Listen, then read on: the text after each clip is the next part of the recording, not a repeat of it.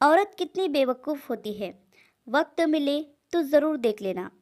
वह सुबह उठी और प्रार्थना करके रसोई में आ गई। चाय के लिए चूल्हे पर पानी रखा, फिर बच्चों को जगाया ताकि वो स्कूल के लिए तैयार हो सके। रसोई में जाकर चाय बनाई और अपने सास ससुर को दे दी। फिर उसने अपने बच्चों के लिए नाश्ता बनाना शुरू किया। बच्चे जब तैयार हुए तो उन्होंने नाश्ता किया और उसने बच्चों का लंच बनाया। इसी बीच बच्चों की वैन आ गई। बच्चों को स्कूल भेजकर टेबल से बर्तन समेटे। इसी बीच पति ऑफिस के लिए तैयार होने गए तो उनकी ज़रूरी चीज़ें निकाल कर दे दी। जल्दी से किचन में आई और पति के लिए नाश्ता बनाने लगी। एक पराठा और अंडा अभी बना ही था कि छोटी ननद रसोई में आई। यह कहकर नाश्ता ले गई कि मुझे कॉलेज जाने में देर हो रही है। उसी समय देवर भी यूनिवर्सिटी जाने के लिए तैयार हो गया। जल्दी से पति और देवर के लिए नाश्ता बनाया और मेज़ पर रख दिया।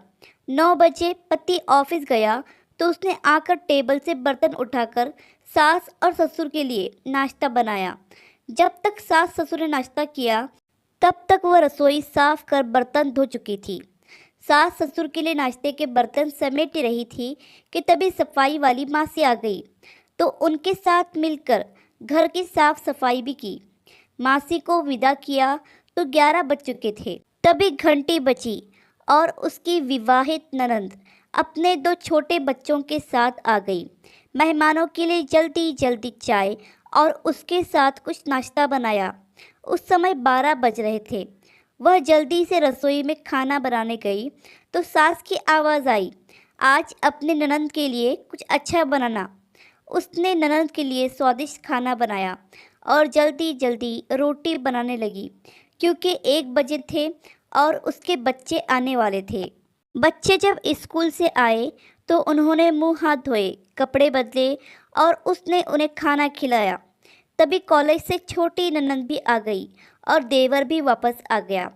उसने सबके लिए जल्दी जल्दी रोटी बनाई और सबको परोस कर खिलाया। जब सब खाकर उठे तो 3 बज चुके थे और उसे अचानक भूख लगी। उसने मेज़ पर हॉट पॉट में देखा और एक भी रोटी नहीं बची थी।